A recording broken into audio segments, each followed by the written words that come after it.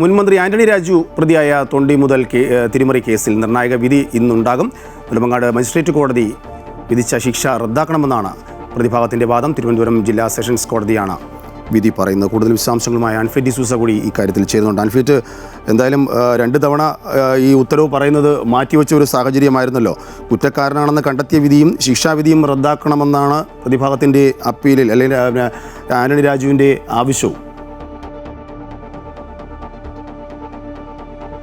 തീർച്ചയായും ഏറ്റവും നിർണായകമായ ഒരു വിധി ആന്റണി രാജുവിനെ സംബന്ധിച്ച് വ്യക്തിപരമായി ഏറ്റവും നിർണായകമായ വിധിയാണ്. അതിനപ്പുറത്തേക്ക് ആന്റണി രാജുവിന്റെ ഇന്നത്തെ വിധിയിൽ ഏതെങ്കിലും രീതിയിൽ ഒരു നെടുമങ്ങാട് മജിസ്ട്രേറ്റ് കോടതിയുടെ വിധിയെ റദ്ദ് ചെയ്യുകയോ ആ രീതിയിൽ എന്തെങ്കിലും സംഭവിക്കുകയാണെങ്കിൽ ആന്റണി രാജുവിന്റെ രാഷ്ട്രീയ ഭാവി പോലും തീരുമാനിക്കുന്ന ഒരു നിർണായക വിധിയായി മാറുകയാണ്. അതായത് മജിസ്ട്രേറ്റ് കോടതി തൊണ്ടിമുതൽ കേസിൽ മജിസ്ട്രേറ്റ് കോടതി നൽകിയത് 3 വർഷത്തെ ശിക്ഷയാണ്. ആ ശിക്ഷ നിലനിൽക്കില്ല, അത് റദ്ദാക്കണമെന്ന് ആവശ്യപ്പെട്ടാണ് ജില്ലാ സെഷൻസ് കോടതിയെ ആന്റണി രാജു സമീപിച്ചത്. ജില്ലാ സെഷൻസ് കോടതി ഈ ശിക്ഷ അതായത് ആ അപ്പീൽ പരിഗണിക്കുന്നത് വരെ ഈ ശിക്ഷ റദ്ദ് ചെയ്യണമെന്ന് ആവശ്യപ്പെട്ട് ഹർജി സ്വീകരിച്ചിരുന്നു. അതുവരെ ഈ ശിക്ഷ റദ്ദ് ചെയ്യപ്പെട്ടിരുന്നു. പക്ഷേ അത് ആ അപ്പീൽ കോടതിയുടെ വിധി അന്തിമ വിധി വരുന്നത് വരെ മാത്രമാണ്. ആ അന്തിമ വിധിയാണ് ഇന്ന് ജില്ലാ സെഷൻസ് കോടതിയിൽ വരാൻ പോകുന്നത്. നേരത്തെ ഇന്നലെയും പരിഗണിക്കേണ്ടതായിരുന്നു, പക്ഷേ ആ വാദം പൂർത്തിയാക്കാത്തത് കൊണ്ടാണ് അത് ഇന്നത്തേക്ക് മാറ്റിവെച്ചത്. അപ്പോൾ നിലവിലെ ആന്റണി രാജു പറയുന്നത് ഈ ശിക്ഷ നിലനിൽക്കുകയില്ല. കാരണം ആ സമയത്ത് നടന്ന കുറ്റകൃത്യങ്ങളൊന്നും തന്നെ ഈ 3 വർഷത്തെ ശിക്ഷ എന്ന് പറയുന്നത് ഒരു കാരണവശാലും നിലനിൽക്കുന്നില്ല എന്ന് പറയുന്നു. എന്നാൽ പ്രോസിക്യൂഷൻ ആകട്ടെ ആ ശിക്ഷ നിലനിൽക്കുമെന്ന് തന്നെയാണ് വാദിക്കുന്നത്. ഇതിൽ നിലവിലെ രാഷ്ട്രീയ സാഹചര്യത്തിൽ ഏതെങ്കിലും ഒരു ജനപ്രതിനിധിക്ക് 2 വർഷത്തിലധികം ശിക്ഷ വിധിക്കുകയാണെങ്കിൽ നിയമസഭാ തെരഞ്ഞെടുപ്പിൽ മത്സരിക്കാൻ പറ്റില്ല. അയോഗ്യത 6 വർഷത്തേക്ക് അയോഗ്യത ഉൾപ്പെടെയുള്ള എല്ലാ നടപടിക്രമങ്ങളും വരും. സ്വാഭാവികമായ നടപടിക്രമങ്ങളാണ്. ഇതൊക്കെ തന്നെ ഇപ്പോൾ ആന്റണി രാജുവിന് ബാധകമായിരിക്കുകയാണ്.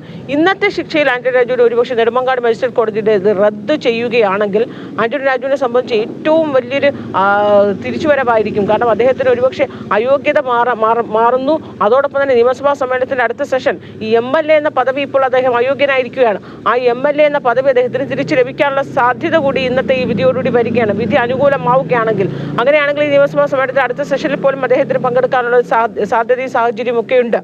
ഇനി ഈ ശിക്ഷ അതേ രീതിയിൽ തന്നെ നിലനിൽക്കുകയാണെങ്കിൽ ആന്റണി രാജു, അതായത് നെടുമങ്ങാട് മജിസ്ട്രേറ്റ് കോടതിയുടെ ശിക്ഷ അതേ രീതിയിൽ ജില്ലാ സെഷൻസ് കോടതി ശരിവെക്കുകയാണെങ്കിൽ ആന്റണി രാജു എന്ന രാഷ്ട്രീയ നേതാവിന്റെ രാഷ്ട്രീയ ഭാവി ഒക്കെ തന്നെ ചോദ്യചിഹ്നമായി മാറുകയാണ്. അതോടുകൂടി അദ്ദേഹത്തിന്റെ രാഷ്ട്രീയ ഭാവി, കാരണം ഇനി 6 വർഷത്തേക്ക് അയോഗ്യതയ്ക്ക് വന്നു കഴിഞ്ഞാൽ ഇനി ജനാധിപത്യ കേരള കോൺഗ്രസിന്റെ പ്രതിനിധിയാണ് ആന്റണി രാജു, ആ നേതാവാണ് അദ്ദേഹം. അദ്ദേഹത്തിന് തെരഞ്ഞെടുപ്പുകൾ മത്സരിക്കാൻ പറ്റില്ല. 6 വർഷത്തേക്ക് അയോഗ്യത വന്നു കഴിഞ്ഞാൽ പിന്നെ അതിനുശേഷമുള്ള രാഷ്ട്രീയ കാലം എന്നൊക്കെ പറയുന്നത് എത്രത്തോളം അനിശ്ചിതമാണെന്നൊക്കെ നമുക്കറിയാം. അതുകൊണ്ട് എല്ലാ അർത്ഥത്തിലും ഇടതുമുന്നണിയെ സംബന്ധിച്ച് തിരുവനന്തപുരം സെൻട്രൽ മണ്ഡലം എന്ന് പറയുന്നത് ആന്റണി രാജു ഈ വിധിയെ പിടിച്ചുകൊണ്ടാണ് അത് മറ്റൊരാൾക്ക് CPM പോലെ ഏറ്റെടുക്കുമെന്നൊരു സാഹചര്യമാണ് ഇപ്പോൾ ഉള്ളത്.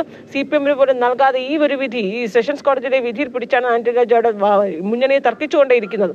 അതുകൊണ്ട് എല്ലാ അർത്ഥത്തിൽ പോലും ആന്റണി രാജുവിനെ സംബന്ധിച്ച് ഇന്ന് ജില്ലാ സെഷൻസ് കോടതി പറയുന്ന ഈ അന്തിമ വിധി നിർണായകം തന്നെയാണ്. രാജേഷ്, ശരി. എന്തായാലും ഒരു ജനപ്രതിനിധി പെട്ടുപോകുന്ന ഒരു സാഹചര്യമാണ്. മജിസ്ട്രേറ്റ് കോടതി ഉത്തരവ് റദ്ദാക്കിയാൽ MLA ആയി ആന്റണി രാജുവിന് തിരിച്ചെത്താം, അല്ലെങ്കിൽ സ്വാഭാവികമായും വൻ തിരിച്ചടി തന്നെ ഉണ്ടാകും.